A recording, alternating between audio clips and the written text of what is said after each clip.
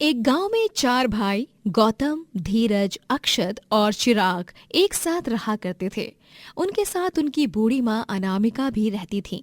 चारों ही गांव में अपना ढाबा चलाते थे और पैसे कमाते थे। चिराग तो जाकर बाजार से सब्जियां और बाकी का माल ला ट्रक में भरकर। ढाबे में दाल, नमक, चीनी, चावल सब खत्म हो गए हैं। बोरियां भर भर के लानी होंगी। ठीक है अक्षत, तब तक तू ये ग्राहकों को संभाल। ओके गौतम, जल्दी से इस खीर में ड्राई फ्रूट्स चॉप करके डाल दे। मैं तब तक फटाफट से वो गली नंबर 12 का शादी का खाना पहुंच गया है कि नहीं वो एक बार कॉल करके कंफर्म कर लेता हूँ। ठीक है धीरज, काजू, किशमिश और बादाम और ये थोड़ी सी केसर भी। इस तरह चारों भाई एक साथ मिलकर काम किया करते। चारों ने अपनी पढ़ाई पूरी की होती है, लेकिन उनके पिताजी के जाने के बाद उनके ढाबे को संभालने वाला कोई नहीं था। इसीलिए वो चारों अपने पिताजी का ढाबा संभाल रहे थे। साइड बाय साइड वो कई जगहों पर नौकरी के लिए भी अप्लाई कर रहे थे। ये लो बच्चों, तुम चारों के लिए ठंडी ठंडी लस्सी। दिन भर काम करके थक गए होगे ना, पी लो। माँ, लेकिन पहले ही इतनी कड़ाके की ठंड पड़ रही है और उसमें आप हमें लस्सी पिला रही हो। ओए अक्षत के बच्चे, तुझे अगर लस्सी नहीं पसंद तो उसमें हम क्यों अपना घाटे का सौदा करें। हम तीनों को चाहे सर्दी हो या गर्मी, लस्सी हमारी ऑल टाइम फेवरेट है। कोई बात नहीं अक्षत बेटा, तू इन तीन बंदरों की बात मत सुन।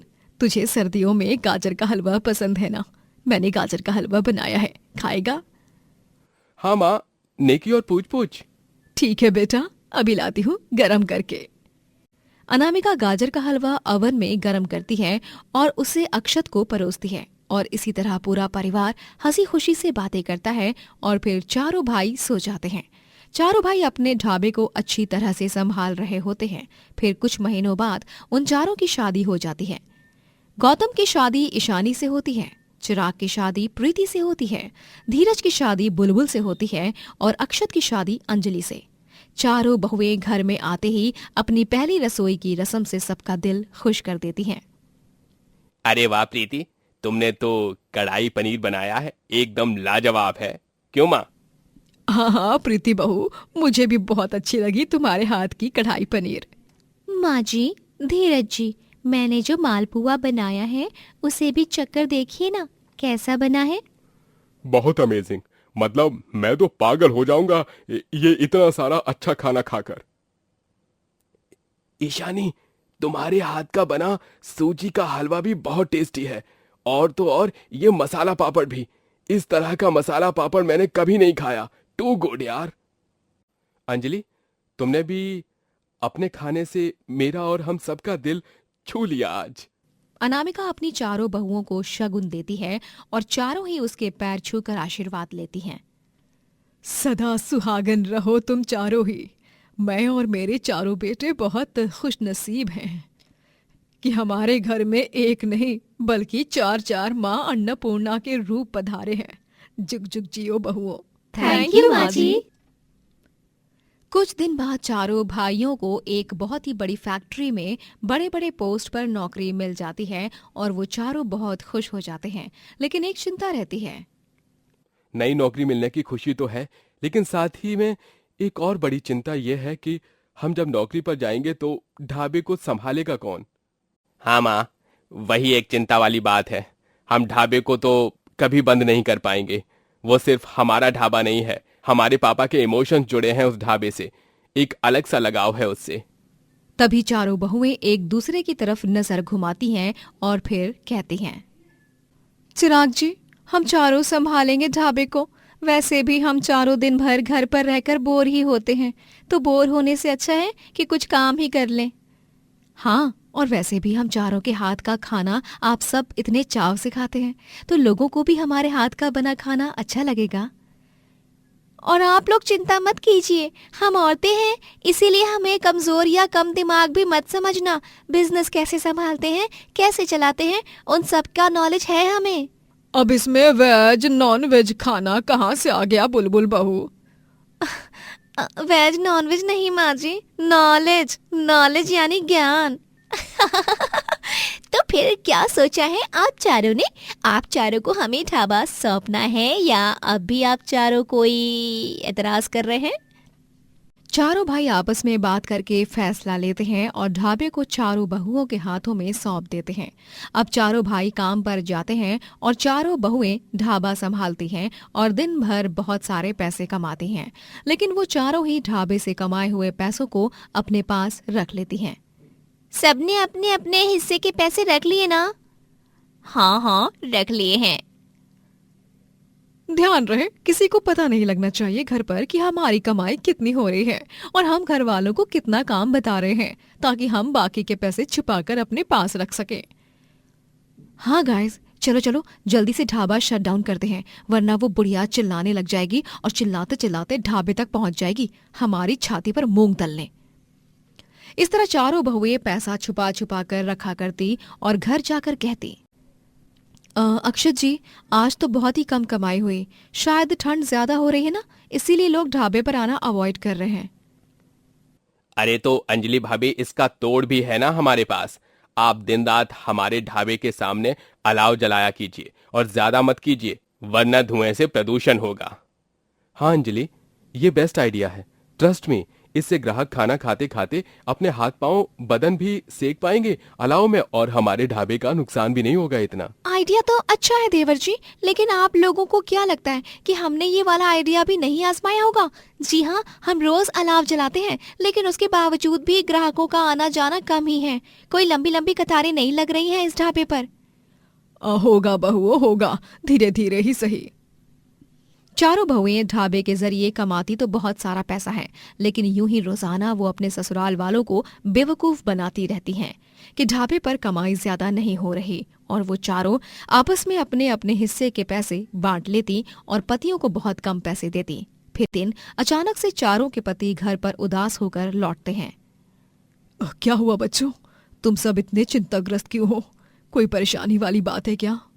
चिराग, अक्षत, गौतम, धीरज, कुछ तो बोलो। मौन व्रत धारण कर लिया है क्या? माँ, दरअसल वो हमारी जॉब छूट गई है और कंपनी को हमारे कारण बहुत बड़ा लॉस हुआ है, जिसकी भरपाई हमें करनी होगी, वो भी 50,000 रुपए। और अगर हमने भरपाई नहीं की तो कंपनी वाले हम पर लीगल एक्शन लेंगे और हमें जेल की सलाखों के पीछे कैद कर देंगे। हमारे पास 50,000 नहीं है इस वक्त, इसलिए हम परेशान हैं। ये सब सुनकर चारों बहुएं घबरा जाती हैं और फिर वो कहती हैं, घबराइए मत, हम चारों हैं ना, हम मदद करेंगे। हाँ अक्षत जी, प्लीज स्ट्रेस मत लो। हम चारों ने ढाबे से कमाए हुए पैसों को छुपा कर रखा था। हम चारों के पैसों को मिलाकर 50,000 तो बहुत ही आसानी से बन जाएंगे। तभी चिंता के भाव में जाने अनजाने से ही, लेकिन अंजलि ने सारा सच सबके सामने कह ही दिया। वाह अंजलि जी वाह, आप चारों को मानना होगा, अपने ही घर में ये सब कर रही हैं आप सब। अरे क्या कमी रखी है हम चारों ने अपनी अपनी बीवियों के लिए? हर चीज तो प्रोवाइड करती है ना टाइम पर। ईशानी, तुमसे ये एक्सपेक्ट नहीं किया था मैंने। अरे मांगती तो मैं तुम लाखों रुपए एक बार में ही दे देता, लेकिन ये छल क्यों किया? इससे ही समझ आता है कि कितने लॉयल हैं हमारी बीवियां हमारे साथ।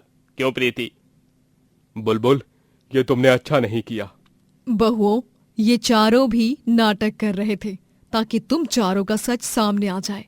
चारों बहुओं को अपने किए पर बहुत शर्मिंदगी महसूस होती है। I am sorry. बीवियां रोने लगती हैं, तभी पति उन्हें गले से लगाते हैं और उस दिन के बाद से चारों बहुएं शिद्दत और ईमानदारी से ढाबा चलाने लगती हैं। सास उर्मिला बहू रश्मि के कमरे के बाहर से गुजर रही होती है। तभी उसे रश्मि की आवाज सुनाई देती है। उर्मिला दरवाजे पर कान लगाकर सब सुनने लग जाती है। मैं तुमसे बहुत प्यार करती हूँ, तुम्हारे बिना तो मुझे सांस तक लेने नहीं आती। I love you. तुम ना होती तो मेरा क्या होता? हाय हाय, ये रश्मि बहू किससे ऐसे बातें कर रही है? कहीं मेरे बेटे निहार के अलावा इसका कहीं और तो चक्कर नहीं चल रहा? बाप रे बाप, इससे पहले कि कोई और तबाही हो, मुझे इस कलमुही का पर्दाफाश तो करके ही रहना होगा। रुको, अभी बताती हूँ इसे, रुको। उर्मिला जोर से दरवाजा खोलती है और गुस्से से रश्मि पर चिल्लाने जाती है। कि तभी वो देखती है कि रश्मि तो आलू चाट खा रही है और आलू चाट खाते खाते उसे देखकर कह रही है, हाय, लाइफ का असली मजा तो तुम्हें खाने में है। तुम्हें पता है, जब तुम्हें मैं खाती हूँ ना तो एक अलग सा सुकून, एक अलग सी राहत मिलती है। हाँ, यार, कोई इतना स्वादिष्ट कैसे हो सकता है। मन करता है तुम्हें खाती ही रह जाऊं, बस खाती ही रहूं और खाती ही रहूं, माय डियर आलू चाट। उर्मिला रश्मि के इस बर्ताव को देखकर हैरान और दंग रह जाती है और अपना सर पकड़ लेती है। हाय राम, इसका मतलब तू इस आलू चाट को देखकर ये सब कह रही थी?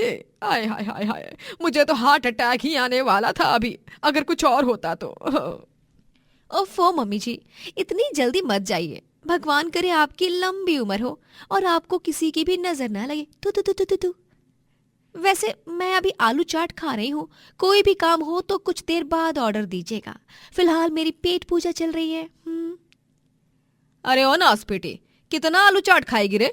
दिन रात, सुबह शाम, दिन के आठों पहर बस आलू चाट आलू चाट आलू चाट, हर एक घंटे में आलू चाट। अरे दुनिया में और भी कितने सारे पदार्थ हैं, लेकिन नहीं, तेरी जान तो इस आलू चाट में ही अटकी है, करमजली कहेंगी। हाँ नहीं तो पागल। उर्मिला वहां से चली जाती है। दुनिया वालों को जितना भी भौंकना है भौंकने दो, लेकिन मैं तो आलू चाट मरते दम तक खाऊंगी। कभी नहीं छोड़ने वाली। मरने के बाद जब भूतनी बन जाऊंगी ना, तब भी नहीं छोड़ूंगी। रश्मि की हर एक घंटे में आलू चाट खाने की आदत से उसके ससुराल में सास उर्मिला, ससुर नंद किशोर और पति निहार तीनों भी परेशान हो चुके थे। उर्मिला रश्मि की मां बरखा को फोन लगाती है और कहती है, अरे समधन जी, ये आपकी बेटी दिन रात पानी की तरह आलू चाट गटकते रहती है। इसे क्या आलू चाट खाने की बीमारी है? शादी होकर पूरे 2 हफ्ते हो गए हैं, लेकिन अब तक इसकी आदत नहीं गई। बताइए माजरा क्या है? वो दरअसल उर्मिला जी, वो रश्मि को सिर्फ खाने में आलू चाट ही पसंद है। वो कुछ नहीं खाती, इसीलिए रश्मि के पापा उसके लिए बोरी भरकर आलू लाते थे हर हफ्ते। हाँ, वो आदत से है उसके, भूख से और आलू चाट को खाने के पागलपन, इन सब से वो मजबूर है। हाँ।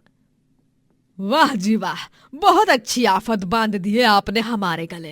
अरे रिश्ता जोड़ना था, वो भी ऐसे राज छिपाकर। हैं, ये भी कोई आपसे सीखे। रखिए फोन। हाँ नहीं तो। रश्मि की आलू चाट की जो आदत है वो लगातार बढ़ती जा रही थी, रुकने का नाम ही नहीं ले रही थी। रश्मि रात में सोते समय निहार को बहुत परेशान करती है। आलू चाट, तुम मेरी जान हो। आलू चाट।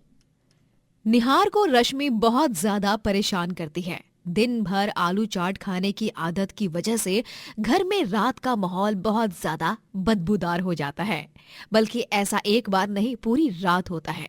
इस वजह से निहार अपना तकिया और कंबल उठाकर जोर से चिल्लाता है, रश्मि, दिन भर दबाकर आलू चाट ठूसती हो और रात में एसिडिटी होने पर यूं खर्राटों की जगह पाद मारती हो। अरे मुझे सांस लेने में तक दिक्कत हो रही है, ऊपर से आलू चाट, बस वही बोले जा रही हो। अपना आलू चाट खाना खत्म कर दो, वरना कहीं हमारा रिश्ता ही खत्म ना हो जाए।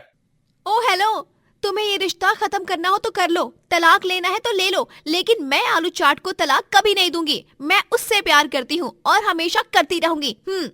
तुम ना पागल हो गई हो। मैं जा रहा हूँ बाहर सोफे पर सोने, वरना यहाँ इस पाद से भरे कमरे में तो मैं घुट घुट कर ही मर जाऊंगा। हाँ तो जाओ, तुम्हारे पैरों को किसने बेड़ियों से बांधा हुआ है? हाँ नहीं तो। अब इतनी रात को उठी गई हो तो 1 प्लेट आलू चाट खा ही लेती हूँ। हे भगवान, क्या होगा इस औरत का। रश्मि आधी रात को भी रसोई की लाइट्स ऑन करके आलू चाट खाती है और फिर 1 प्लेट बोलकर ऐसे ही 2-2 प्लेट आलू चाट गटक लेती है और रसोई में ही सो जाती है। अब रश्मि के आलू चाट खाने से घर में आलू खत्म होने लगे थे और रोज के सारे पैसे तो रश्मि बस आलू लाने में ही बर्बाद कर रही थी। इसीलिए उर्मिला भड़क जाती है और कहती है, अरे मैडम, सारा सामान खत्म हो गया, मेरी पूरी बैटरी भी डाउन हो गई है, लेकिन आप आलू चाट खाते खाते अब तक नहीं रुकी, न थमी। ओ काका, आप अपना काम करो ना। अच्छा ये बताओ कि यहाँ आसपास कोई और आलू चाट की दुकान है क्या? नहीं मैडम, मैं अकेले ही बेचता हूँ यहाँ पर, और अब मैं घर जा रहा हूँ, अब कल आऊंगा। आलू चाट बनाने वाले काका अपना सामान उठाकर भागने लगते हैं। अरे ओ पगलेट काका, मैं कोई भूतनी या डायन हूँ क्या? हाँ नहीं तो जो मुझसे दूर भाग रहे हो, बेवकूफ कहीं के। यार अभी आलू चाट कहाँ पर जाकर खाऊं मैं? रश्मि बहुत ज्यादा चिंता में पड़ जाती है और फिर उसके खुराफाती दिमाग में एक सॉलिड सा आइडिया आता है और वो अपनी पड़ोसन प्रीति के पास जाकर रोने का नाटक करने लगती है। क्या बताऊं यार मैं तुम्हें। प्रीति, मेरे तो ससुराल वालों ने मुझे घर से बेघर ही कर दिया है। बस एक कांच का बर्तन ही तोड़ा था, उसी वजह से। बहुत जोरों की भूख लगी है, कुछ खाने को मिल सकता है क्या तुम्हारे यहाँ? हाँ रश्मि, क्यों नहीं, तुम तो मेरी बहन की तरह ही हो। रुको, मैंने आज भिंडी की सब्जी बनाई है और पुलाव भी बनाया है, अभी परोसती हूँ तुम्हें। नहीं नहीं, रुक जाओ। तुम वो खाना मुझे दोगी तो तुम्हारी सास और तुम्हारे ससुर और पति क्या खाएंगे? रुको, मैं कुछ बनाती हूँ अपने लिए। आलू है तुम्हारे पास? हाँ हाँ। रश्मि फौरन प्रीति की रसोई में जाकर सारे आलूओं का आलू चाट बनाती है और उसे पागलों की तरह खाने लगती है और रश्मि को यूं देख प्रीति हक्का बक्का रह जाती है। बाप रे बाप, ये औरत तो ऐसे आलू चाट खा रही है जैसे इसने बरसों से कुछ खाया ना हो, या फिर इसके शरीर में कोई सैकड़ों साल पुरानी भूतिया आत्मा घुस गई हो। Oh no. रश्मि अपनी हरकतों से बाज नहीं आती और फिर उसके जन्मदिन पर उसकी तबीयत बहुत ज्यादा खराब हो जाती है और उसे लगातार लूज मोशंस होने लगते हैं। डॉक्टर आते हैं और रश्मि का चेकअप करके कहते हैं, रश्मि जी, अब आपको आलू चाट खाने पर हमेशा हमेशा के लिए लॉकडाउन लगाना ही होगा, वरना ये सब आपको बहुत महंगा पड़ सकता है। अभी तो आपने बस ट्रेलर महसूस किया है, इसकी पूरी पिक्चर तो और भी खतरनाक और घातक है। नहीं डॉक्टर जी, आज मेरा जन्मदिन है। आज के दिन मुझे सबकी अटेंशन मिलती है और आज के दिन मेरी टाई टाई फिश हो गई। मैं कान पकड़ती हूँ, आज के बाद मैं कभी भी आलू चाट नहीं खाऊंगी और ना ही आलू की तरफ देखूंगी भी। मुझे माफ कर दीजिएगा आप सब, मेरी वजह से आप सबको बहुत परेशानी हुई। चलो, देर आए दुरुस्त आए, आखिरकार तेरी अकल ठिकाने तो आई। डॉक्टर से सही तरह का ट्रीटमेंट लेकर रश्मि की तबीयत ठीक हो जाती है और वो आलू चाट खाना छोड़ देती है। ओ कुलक्षणी, आलू चाट की दीवानी, अरे अपने आलू चाट खाने पर जरा सा तो पूर्ण विराम लगा, हाँ नहीं तो। बस ये तय हो गया है रश्मि बहू, आज के बाद अगर इस घर में आलू चाट बना तो हमसे बुरा और कोई नहीं होगा, याद रखना। रश्मि गुस्सा हो जाती है और बाहर चली जाती है और बाहर जाकर आलू चाट खाने लगती है। रश्मि इतने सारे आलू चाट खा जाती है कि आलू चाट बनाने वाले काका थक जाते हैं। सांची और अभिषेक की शादी को हुए सिर्फ कुछ ही दिन बीत गए थे, तभी सास मधुबाला को सांची के मायके की पड़ोसन से पता चलता है कि सांची बाज है। ये पता चलने पर मधुबाला घर में भयंकर तमाशा खड़ा करती है। अरे बाज, बेशरम, तूने और तेरे मायके वालों ने हमसे ये बात क्यों छुपाई कि तू बाज है? क्यों क्यों क्यों बता। अरे हम तो बर्बाद हो गए रे, एक बाज बहू को घर लाकर। तूने बहुत बड़ी गलती कर दी अभिषेक बेटा, बता रहे हैं। तभी ससुर ओम प्रकाश गुस्से से कहते हैं, और नहीं तो क्या, अरे अभी के अभी हमारे घर को छोड़कर चली जाओ तुम। अगर बच्चा ही नहीं पैदा कर पाएगी तो फिर क्या फायदा तुम्हारा? अभिषेक बेटा, तुम्हें वंश बढ़ाना है या नहीं? बस माँ पापा, बहुत कुछ बोल दिया आप दोनों ने, हद होती है।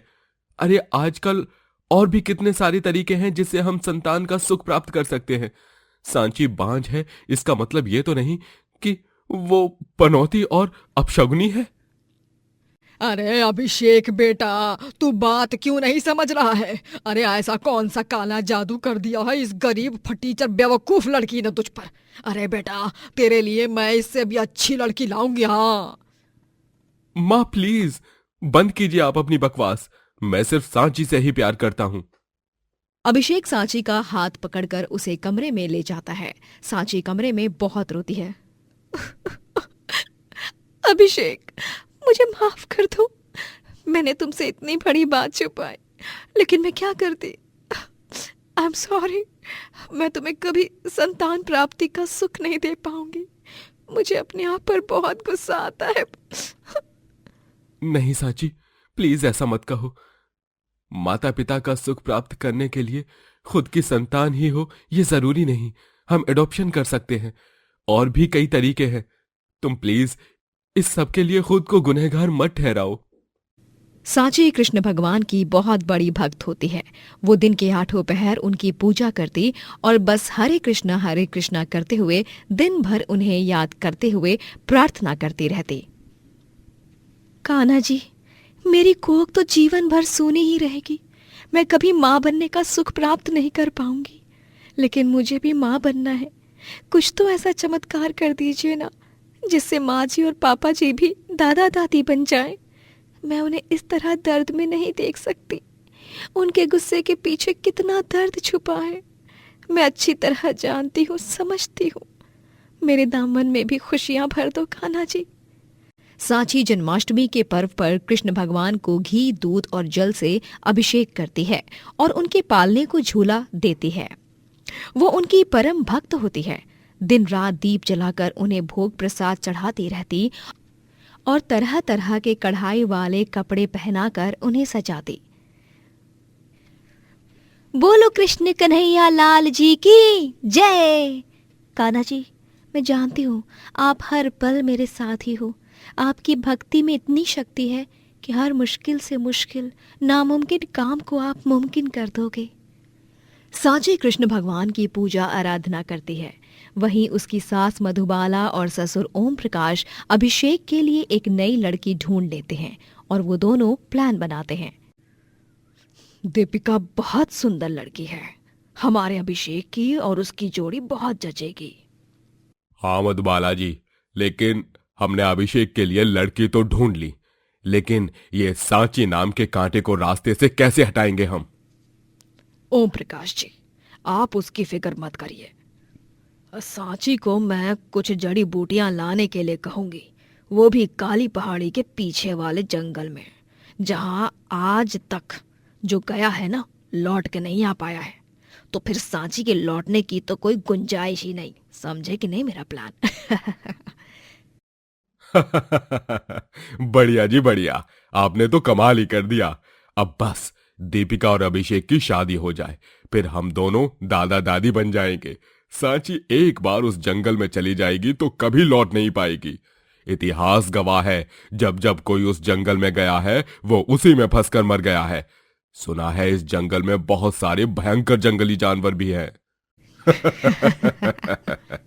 मधुबाला सांची के पास जाती है और उसे कहती है कि ओम प्रकाश के लिए काली पहाड़ी के पीछे वाले जंगल से जड़ी बूटी ला दे।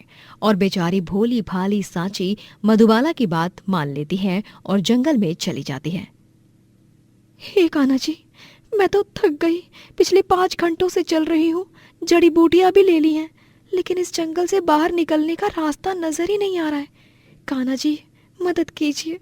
अंधेरा होने से पहले मुझे इस जंगल से बाहर निकलना होगा। एक तो यहाँ पर नेटवर्क भी नहीं है, मैं किसी को फोन कॉल भी नहीं कर सकती, और ना ही इंटरनेट मैप से जंगल से बाहर निकलने का कोई रास्ता पता कर सकती हूँ। सांची उस भयानक जंगल में फंस जाती है और सूर्यास्त होने में सिर्फ कुछ ही समय बाकी रहता है। अभिषेक जब घर पर आता है तभी सांची को ना देखकर वो घबरा जाता है और वो उसे पूरे घर में ढूंढता है, लेकिन उसे सांची कहीं नहीं मिलती। अभिषेक आस पड़ोस में भी ढूंढते रह जाता है, लेकिन फिर से सांची को ढूंढने में असफल रह जाता है। माँ, पापा, आपने सांची को कहीं देखा है? वो मिल नहीं रही है, और तो और उसका फोन भी आउट ऑफ नेटवर्क बता रहा है। छोड़ो ना उसे, गई होगी कहीं घूमने, काम चोर कहीं की। हाँ, सास ससुर की तो कुछ पड़ी ही नहीं है उस बांझ को। अच्छा सुन, ये देख, ये दीपिका है। तेरी और दीपिका की शादी कराने का फैसला लिया है ओम प्रकाश जी और मैंने, क्योंकि अब वो बाज सांची तो कभी वापस लौट कर आएगी ही नहीं। गलती से मधुबाला अपने ही मुंह से सांची के बारे में अभिषेक को बता देती है। क्या? सांची कभी वापस नहीं आएगी? मतलब कहीं आपने ही उसे? माँ पापा, सांची कहाँ है? मैं कुछ पूछ रहा हूं आप दोनों से। आप दोनों को मेरी कसम, प्लीज बता दीजिए सांची कहाँ है, वरना मैं भी आप दोनों के पास कभी नहीं लौट पाऊंगा। भूल जाना फिर मुझे भी। नहीं बेटा, ऐसा मत बोल। मैं बताती हूँ ना, सांची कहाँ है। वो मैंने और ओम प्रकाश जी ने उसे काली पहाड़ी के पीछे वाले जंगल में भेजा है। और ये वही जंगल है जहां से कभी कोई वापस लौट कर नहीं आता, सिर्फ उसकी लाश ही मिलती है। माफ कर दे अभिषेक बेटा। आप दोनों ऐसा कैसे कर सकते हैं माँ पापा? सांची मेरी जान है, मुझे मुझे उसे बचाना ही होगा। लेकिन इतना तो मैं कह दे रहा हूं कि आज के बाद आप दोनों मेरे कोई नहीं। मैं आप दोनों के पास कभी लौट कर नहीं आऊंगा। लानत है आप दोनों पर माँ बाप होने के नाते।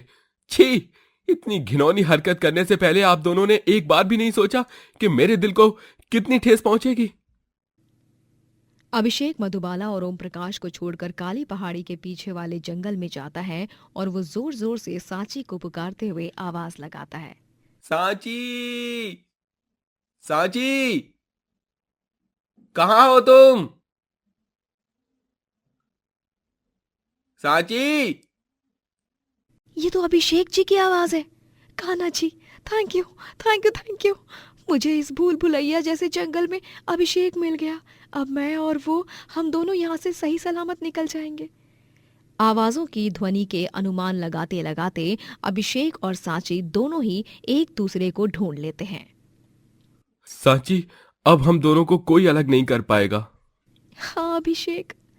सांची और अभिषेक दोनों ही जब नदी के पास से गुजरते हैं तभी वो देखते हैं कि एक टोकरी नदी के पानी के बहाव के साथ बह रही है और उस टोकरी में एक छोटा सा नन्हा सा बच्चा है। वो दोनों उस बच्चे को नदी से बाहर निकालते हैं और टोकरी में एक चिट्ठी होती है। मैं इस बच्चे की माँ हूँ। मेरा पति मुझे छोड़कर चला गया और अब मैं भी इस दुनिया में जी नहीं पाऊंगी। इसीलिए मैं इस दुनिया को छोड़कर जा रही हूँ। और मेरा बच्चा जिसे भी मिले मुझे माफ कर देना। मैं एक बहुत बुरी माँ हूँ। भगवान मेरे बच्चे को भला करे। बेचारी इसकी माँ, उनकी आत्मा को शांति मिले। अभिषेक, तुम कुछ समझ नहीं सके। क्या सांची? ये बच्चा मुझे मिला है, हमें मिला है। इसे कान्हा जी ने ही हमारे लिए भेजा है। शायद ये सब उन्होंने लिखा था हमारी किस्मत में। हाँ सांची, ये बात तो तुमने बिल्कुल सच कही। आज से ये मेरा कान्हा बेटा और मैं इसकी यशोदा मैया। देवकी तो नहीं, लेकिन मैं इसकी यशोदा मैया जरूर बनूंगी। और मैं इसका नंद बाबा। कान्हा, ओह मेरे कान्हा, देखो कैसे हंस रहा है। अभिषेक और सांची दोनों ही उस बच्चे को अपना लेते हैं। तभी अभिषेक का पैर फिसल जाता है और वो नदी में गिर जाता है और मगरमच्छ उस पर हमला करते हैं। अभिषेक! तभी कान्हा अपना हाथ आगे बढ़ाता है और उसके हाथ से रोशनी उजागर होती है, जिससे अभिषेक के घाव ठीक हो जाते हैं और मगरमच्छ भी दूर भाग जाता है। ये दृश्य देख सांची और अभिषेक भौचक्का रह जाते हैं। तभी वहां पर असल के कृष्णा जी साक्षात प्रकट होते हैं और अपनी मधुर बांसुरी की धुन बजाते हुए कहते हैं। सांची, अभिषेक, ये बच्चा मेरा ही रूप है, मेरा ही वरदान है तुम दोनों के लिए। और इसके पास बहुत सारी अलौकिक शक्तियां हैं और इसीलिए तो ये खास मनुष्य है। धन्यवाद कृष्ण भगवान। हाथी घोड़ा पाल की, जय कन्हैया लाल की। और इस तरह सांची को अपना कान्हा बेटा मिलता है और तीनों ही खुशी से एक साथ रहते हैं। बानी की जिंदगी खुशियों से भरी हुई थी। उसका पति अभिनव उससे बहुत प्यार करता, लेकिन एक दिन अभिनव की हार्ट अटैक के कारण मृत्यु हो जाती है और बानी की दुनिया पूरी तरह बर्बाद हो जाती है। अभिनव जी, अभिनव जी, ये क्या हो गया? अब मैं क्या करूंगी? आपके बिना कैसे जीऊंगी? बताइए ना अभिनव जी, उठिए ना अभिनव जी। आप मुझे इतनी जल्दी छोड़कर नहीं जा सकते। माँ जी, पापा जी। बानी अब एक विधवा बन चुकी थी। अभिनव की मृत्यु के एक हफ्ते बाद अचानक से एक दिन बानी की सास चंदा और ससुर मनोहर दोनों ही उसका सारा सामान उठाकर घर के बाहर फेंक देते हैं और मनोहर बानी को प्रॉपर्टी के कागज दिखाते हुए गुस्से से कहता है, ये देख, मैंने और चंदा ने अभिनव की सारी प्रॉपर्टी अपने नाम कर ली है। इसका मतलब यह है कि अब तुम्हारा यहाँ कोई हक नहीं बचा, ना रिश्ते से ना जायदाद से। और अब तुझे यहाँ से दफा होना पड़ेगा। ये क्या, आप दोनों इस हद तक गिर जाओगे, ये मैंने कभी नहीं सोचा था। अभिनव जी तो आपके बेटे थे, उनको गए हुए अब तक सिर्फ 1 हफ्ता हुआ है और आपने तुरंत कोर्ट से पेपर बनवाए और प्रॉपर्टी हड़प भी ली। छी, लानत है आप दोनों पर, माँ बाप होने के नाते। चल चल, ज्यादा ज्ञान के मोती मत बटोर, हाँ नहीं तो और निकल यहाँ से, आए बड़े समझाने वाले। चंदा बानी का सारा सामान घर के बाहर फेंक कर चला देती है और उसे भी जोर से धक्का मारकर घर से बाहर निकाल देती है। माँ जी, पापा जी, ये जो कुछ भी आप दोनों कर रहे हो ना, वो बिल्कुल गलत कर रहे हो। ये सब देखकर अभिनव जी की आत्मा कितनी दुखी हो रही होगी। आप दोनों को तो ऊपर वाला ही देख लेगा अब। हाँ, ज्यादा बकवास मत कर और दफा हो जा जल्दी यहाँ से, बेवकूफ औरत। बानी अब गांव में यहाँ से वहां दर दर भटकने लगती है और एक पेड़ की छाया में जाकर बैठ जाती है। पता नहीं अब मैं कहाँ जाऊंगी। मेरा तो कोई रिश्तेदार भी नहीं सिवाय मामा जी और मामी जी के। लेकिन मामा जी ने तो माँ के जीते जी उनसे बातचीत करना बंद कर दिया था, तो फिर क्या वो अब मेरी मदद करेंगे? भगवान का नाम लेकर एक बार जाकर देखती हूँ। बानी बड़ी हिम्मत जुटाकर अपने मामा जी और मामी जी के पास जाती है और उनके दरवाजा खटखटाती है। बानी, तुम यहाँ? तुम्हारी हिम्मत कैसे हुई मेरे घर पर आने की? अरे चल निकल यहाँ से, अभी के अभी निकल, वरना तेरी टांगे तोड़ दूंगी मैं। हाँ मामा जी, मामी जी, एक बार मेरी बात तो सुनिए। मुझे अपने ससुराल से निकाल दिया गया है। मेरे पति की मौत के बाद अब मेरा इस भीषण ठंड में कोई रहने का ठिकाना नहीं है। मैं आप दोनों से हाथ जोड़कर विनती करती हूँ, मुझे कुछ दिन तक आपके घर में रहने दीजिए। मामा जी, मामी जी, मैं आपके सामने हाथ जोड़ती हूँ। अरे यहाँ पर तूने मेरे घर को क्या धर्मशाला समझ रखा है, जो जब चाहे तब आकर रह सकती है? चल अभी के अभी मेरे घर की चौखट से दफा हो जा।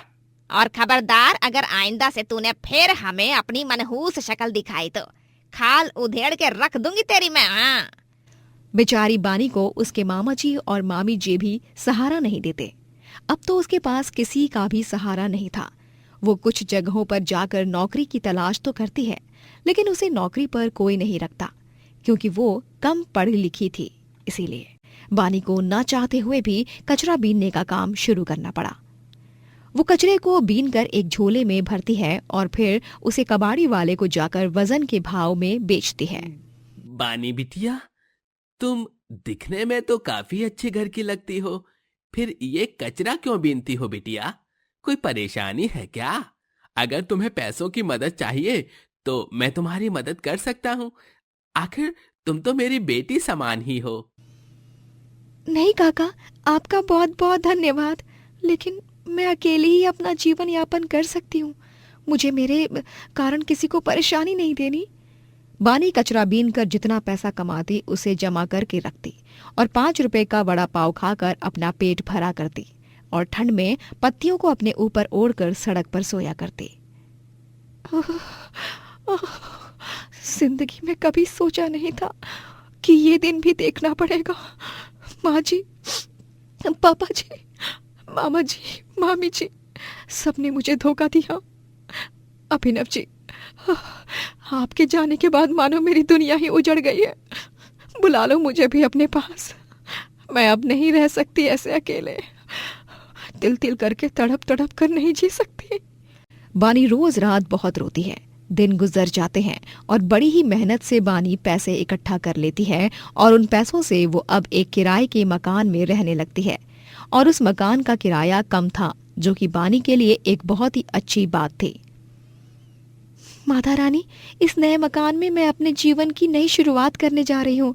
मेरी मदद कीजिए और अपना आशीर्वाद सदैव मुझ पर बनाए रखिए। बानी अब उस मकान में रहने लगती है। वो दिन भर कचरा बीनती रहती और बड़ी मेहनत और मशक्कत करके अपना जीवन यापन करती। कई लोग उसके इस काम का बहुत मजाक भी उड़ाते हैं। अरे ये देखो, ये तो अभिनव की बीवी है ना, उसकी मौत के बाद तो ये रास्ते पर ही आ गई। चंदा काकी ने ही इसे धक्के मारकर निकाल दिया घर से। सुना है इसी ने अपने पति को जहर दिया था और उसे मार डाला। मनोहर काका और चंदा काकी ने ये साफ साफ सारे मोहल्ले में बताया है, इसीलिए ये अपने कर्मों का फल भुगत रही है, यूं इस तरह सड़क पर भिखारन की तरह कचरा बीनते हुए। हाँ। उस औरत और आदमी की इन बातों को सुनकर बानी हैरान रह जाती है। वो उन दोनों के पास जाकर गुस्से से कहती है, देखिए, अगर आपको पूरी बात नहीं पता तो उस बात का बतंगड़ भी नहीं करना चाहिए। मैंने अपने पति को नहीं मारा है। मैं तो उनसे उनके माँ बाप से भी ज्यादा प्यार करती थी और हूँ और हमेशा करती रहूंगी। उल्टा माँ जी और पापा जी ने ही 1 हफ्ते बाद सारी जायदाद हड़प कर अपने नाम कर ली और मुझे घर से बाहर निकाल दिया। ये है चंदा और मनोहर चौबे की सच्चाई, और अब वो दोनों मेरा नाम बदनाम कर रहे हैं। बड़ी आई। अरे हर खूनी खून करके झूठ ही बोलता है। वो तो शुक्र मना कि तेरी सास और तेरे ससुर ने तुझे कानून के हवाले नहीं सौंपा, वरना तू अभी इसी वक्त कचरा नहीं बीनती, वहाँ जेल में चक्की पीस रही होती। चक्की। वैसे जेल में चक्की पीसना इस तरह भिखारियों की तरह कचरा बीनने से तो बेहतर ही है। सही कहा। इस तरह से अपना अपमान सुनकर बानी को बहुत बुरा लगता है और वो अपने घर जाकर बहुत रोती है। फिर एक दिन जब वो अपने घर लौटती है तब उसे जला हुआ देखती है। ये क्या, मेरा घर, मेरा मकान, ये आग कैसे लग गई?